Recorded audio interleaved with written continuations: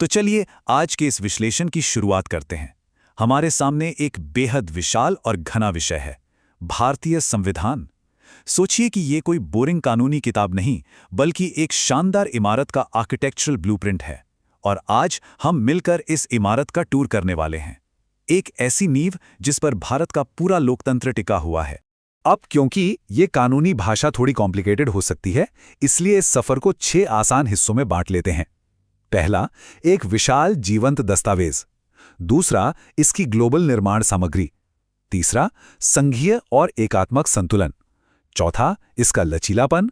पांचवां, संसद और कोर्ट का बैलेंस। और आखिर में हमारे अधिकार और कर्तव्य। बस इन्हीं 6 स्टेप्स में पूरा डिजाइन समझ आ जाएगा।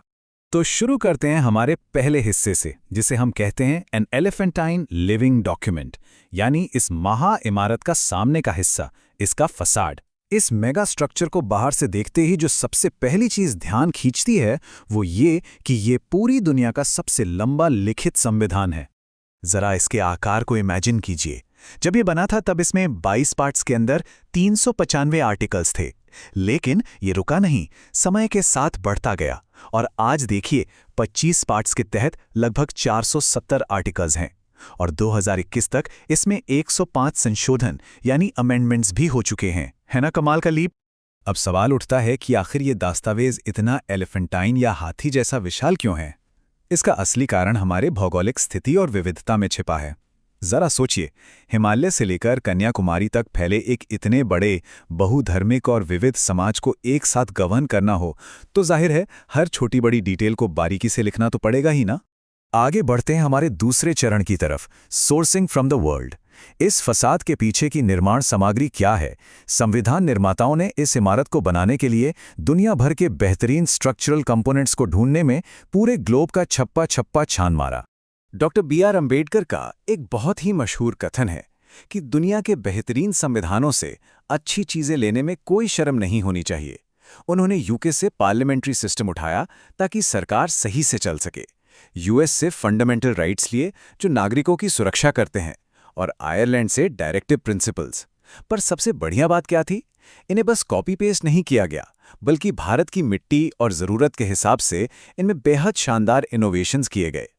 अगर कानून या पॉलिटिक्स के स्टूडेंट्स ध्यान दे रहे हैं तो इन 12 शेड्यूल्स को याद रखने की एक जबरदस्त ट्रिक है, tears of old PM. T से टेरिटरीज, ई से इमोल्यूमेंट्स और आगे तक का पूरा पैटर्न। ये एक छोटी सी ट्रिक किसी खजाने की चाबी जैसी है। दिमाग में एक बार बैठ गई तो पिछले हिस्से में छिपे वो सारे कॉम्प्लिकेटेड शेड्यूल्स हमेशा के लिए याद हो जाएंगे। चलिए अब तीसरे हिस्से पर आते हैं, द फेडरल यूनिटरी बैलेंस। ये इस डॉक्यूमेंट की असली स्ट्रक्चरल इंजीनियरिंग है। और सबसे दिलचस्प बात यह है कि ये संविधान 2 बिल्कुल अलग दिशाओं में खींचने वाली ताकतों के बीच एक जबरदस्त संतुलन कैसे बनाता है। ये क्वासी फेडरल इंजीनियरिंग का एक अनोखा नमूना है। एक तरफ देखिए, फेडरल स्ट्रक्चर में केंद्र और राज्य की सरकारें अलग अलग गियर्स की तरह एक साथ काम करती हैं।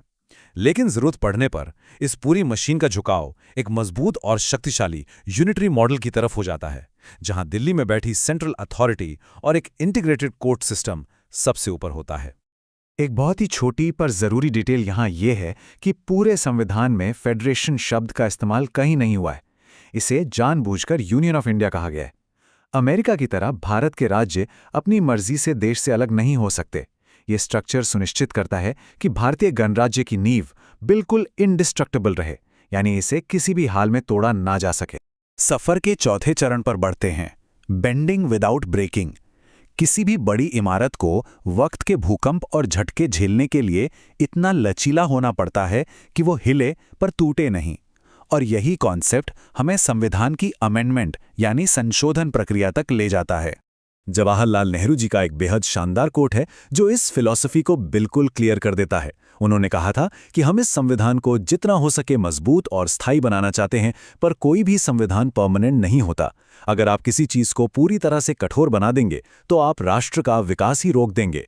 ये सोच साबित करती है कि ये दस्तावेज एक लिविंग ब्रीदिंग एंटिटी की तरह बिहेव करता है, ना कि किसी पुराने पत्थर के टुकड़े की तरह।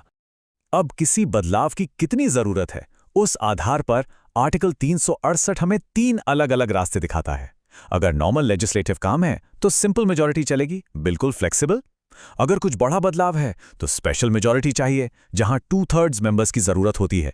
और अगर बात कोर फेडरल बैलेंस को छेड़ने की हो तो स्पेशल मेजॉरिटी के साथ साथ आधे राज्यों की राजामंदी भी चाहिए। ये कॉम्बिनेशन इसे लचीला भी बनाता है और इसके कोर स्ट्रक्चर को एकदम सेफली गार्ड भी करता है।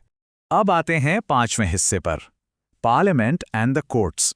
आइए इस इमारत के अंदर चलकर देखते हैं कि रोजमर्रा का काम कैसे चलता है, खासतौर पर कानून बनाने वालों और उन कानूनों पर फैसला सुनाने वालों के बीच का वो बेहद नाजुक और जरूरी बैलेंस। ग्लोबली देखा जाए तो दो एक्सट्रीम्स बिल्कुल क्लियर हैं। एक तरफ अमेरिका है, जहां supreme judiciary due process of law के जरिए इतनी ताकतवर है कि लगभग किसी भी कानून को रोक सकती है, और दूसरी तरफ यूके है, जहां एब्सोल्यूट पावर वहां की पार्लियामेंट के पास है। यूके में पार्लियामेंट जो कानून बना दे उस पर सवाल नहीं उठाया जा सकता। पर भारत ने दोनों एक्सट्रीम्स से बचते हुए अपना एक अलग ही रास्ता बनाया, एक यूनिक सिंथेसिस। यहां प्राइम मिनिस्टर के नेतृत्व में एक शक्तिशाली पार्लियामेंट लॉज बनाती है, पर कहीं वो अपनी पावर का गलत इस्तेमाल ना करे, इसके लिए एक इंडिपेंडेंट और इंटीग्रेटेड सुप्रीम कोर्ट है, जो अपनी जुडिशियल रिव्यू की ताकत से सब कुछ चेक इन बैलेंस में रखती है। एकदम परफेक्ट मैकेनिज्म। चलिए आखिर में पहुंचते हैं छठे और आखिरी हिस्से तक, राइट्स, ड्यूटीज एंड प्रिंसिपल्स। ये इस इमारत का इंटीरियर डिजाइन है। अब अंदर आ ही गए हैं तो देखते हैं कि आम नागरिक की जिंदगी से जुड़े अधिकार, कर्तव्य और सरकार को चलाने वाले गाइडिंग प्रिंसिपल्स यहां कैसे सजाए गए हैं। यहां दो चीजों में फर्क समझना बहुत जरूरी है। एक तरफ हैं फंडामेंटल राइट्स, यानी हमारे मौलिक अधिकार, जो जस्टिसेबल हैं। अगर इनका उल्लंघन होता है तो सीधे कोर्ट का दरवाजा खटखटाया जा सकता है। वहीं दूसरी तरफ हैं डायरेक्टिव प्रिंसिपल्स और फंडामेंटल ड्यूटीज, जो कोर्ट्स में एनफोर्स तो नहीं कराए जा सकते, पर ये सरकार और नागरिक दोनों के लिए एक मॉरल कंपस और बेहतरीन ब्लूप्रिंट का काम जरूर करते हैं।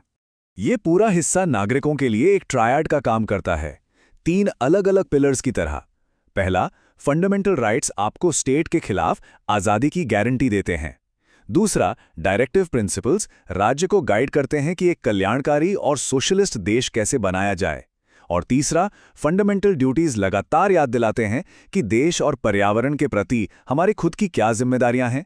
इन तीनों का कॉम्बिनेशन इस एनवायरनमेंट को पूरी तरह से होलिस्टिक बनाता है। इस विश्लेषण को खत्म करने से पहले एक बड़ा ही दिलचस्प सवाल दिमाग में आता है। आज जब आर्टिफिशियल इंटेलिजेंस और ग्लोबल इंटरनेट जैसी अनजान नई दुनिया हमारे सामने आ रही हैं, तो सोचना पड़ेगा कि 1940 के दशक में तैयार किया गया ये आर्किटेक्चरल ब्लूप्रिंट इन आने वाले नए डिजिटल दौर को कैसे गवर्न करेगा। क्या एक लिविंग डॉक्यूमेंट वाकई बदलते फ्यूचर के साथ और लचीला हो पाएगा? ये आगे के लिए एक बहुत बड़ा सवाल है। तब तक के लिए संविधान की इस अद्भुत स्ट्रक्चरल इंजीनियरिंग और बनावट को समझने का सफर यहीं खत्म करते हैं।